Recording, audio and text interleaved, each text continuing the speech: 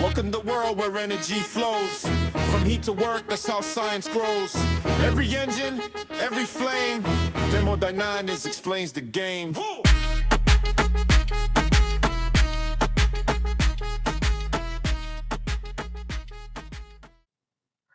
Welcome to Engineering Thermodynamics. In this lesson, we will explore one of the most fundamental subjects in engineering. Whether you are interested in automobiles, power plants, refrigeration systems, or electric vehicles, thermodynamics provides the scientific principles behind how energy is transformed into useful work. By the end of this lesson, you will understand the basic concepts that form the foundation for the rest of this course. Before we begin, let us review today's learning objectives. By the end of this lesson, you should be able to define thermodynamics, describe the concepts of system, surroundings, and boundary, distinguish among different types of thermodynamic systems, and recognize how thermodynamics is applied in real engineering practice. Imagine driving your car. As you start the engine, fuel burns inside the cylinders, producing heat. Part of this heat is converted into useful mechanical work that moves the vehicle, while the rest is released into the environment.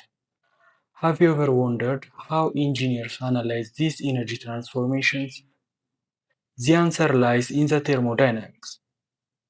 Understanding these processes helps engineers design more efficient engines, improve fuel economy, and reduce emissions. Thermodynamics is the branch of science and engineering that studies energy, heat, work, and the relationship among them. It explains how energy changes from one form to another and helps engineers determine how efficiently machines and systems operate. Every engine, refrigerator, air conditioner, and power plant rely on the principle of thermodynamics. Thermodynamics plays a central role in many engineering systems. Automobile engines convert chemical energy into mechanical work. Steam power plants generate electricity by converting thermal energy into mechanical and then electrical energy. Refrigerators and air conditioners remove heat from one location and reject it elsewhere. Electric vehicles also depend on thermodynamics to maintain safe battery temperature and ensure efficient operation. Before engineers analyze energy transfer, they define a system. A system is the part of the universe selected for study. Everything outside the system is called the surroundings. The boundary is a real or imaginary surface separating the system from its surroundings. Understanding these three concepts is essential for analyzing thermodynamic processes. A closed system allows energy, such as heat or work, to cross its boundary, but mass remains constant within the system. A piston cylinder device is a common example. Heat may enter or leave the cylinder, causing the piston to move, but no mass crosses the system boundary during the process. An open system allows both energy and mass to cross its boundary. Examples include turbines, compressors, pumps, and automobile engines.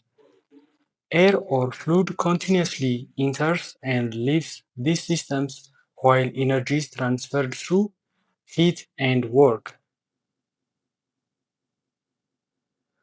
An isolated system exchanges neither energy nor mass with its surroundings. Although a perfectly isolated system does not exist in reality, a well-insulated thermos flask closely approximates this behavior by minimizing both heat transfer and mass exchange. This table summarizes the difference among the three thermodynamic systems. Open systems allow both mass and energy transfer. Closed systems permit only energy transfer. Isolated systems allow neither mass nor energy transfer. Remembering these distinctions is fundamental for solving thermodynamic problems. Now, let us check your understanding. Which thermodynamic system allows energy to cross the boundary but prevents mass transfer? Pause the video if necessary and think about your answer.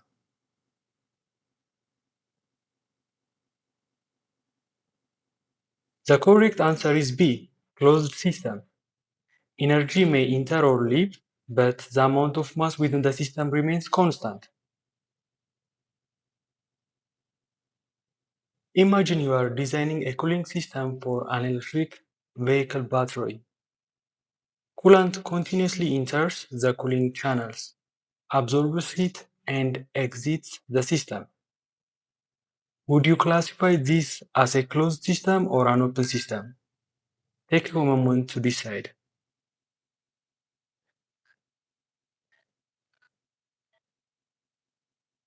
The correct answer is open system because both mass and energy crosses the system boundary. Now it is your turn. Classify each examples as open, closed, or isolated system. Consider whether mass, energy, or both cross the system boundary. Pause the video if you like additional time before checking your answers.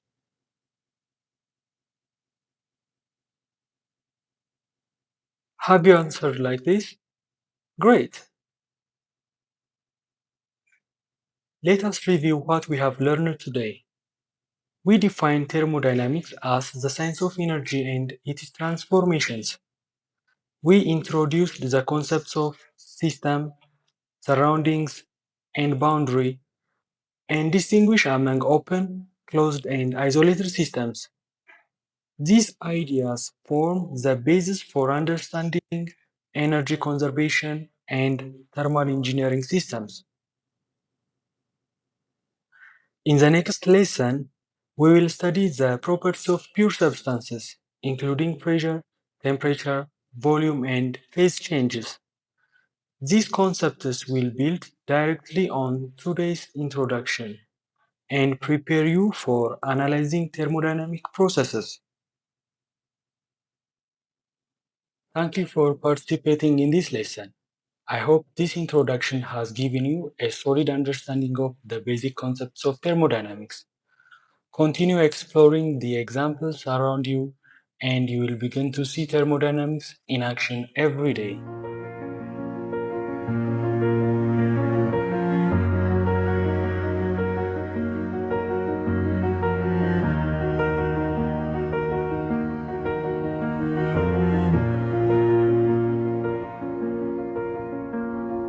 Welcome to the world where energy flows from heat.